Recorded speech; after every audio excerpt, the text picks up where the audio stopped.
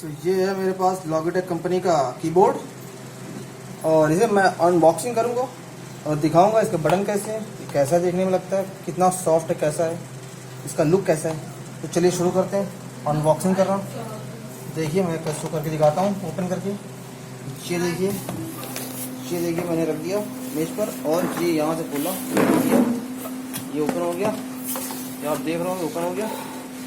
Open करने के बाद ये देखिए इसका USB केबल USB है और ये देखिए आप देख पा रहे हैं। ये देखिए मैंने इसको अनबॉक्सिंग कर दिया।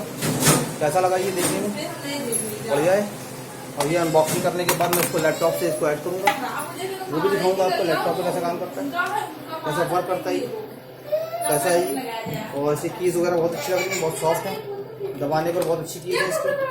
और इसको मैंने ये रखा, मैंने ये सामने लैपटॉप की तरफ रख दिया और रखने के बाद मैंने इसको मैंने यहाँ से कनेक्ट कर दिया। ये कनेक्ट हो रहा है, ये देखिए कनेक्ट कर रहा हूँ, ये कनेक्ट हो गया, ये कनेक्टेड कर दिया। और इसकी कीज़ वगैरह भी अच्छी हैं और ये अच्छा है, ये देखने में अच्छा है, सही काम कर रहा है, बढ़िया काम कर रहा है, अच्छा है। लॉगिटेक का आप भी लीजिए, बहुत मजबूत, जैसा बताया गया वैसे ही।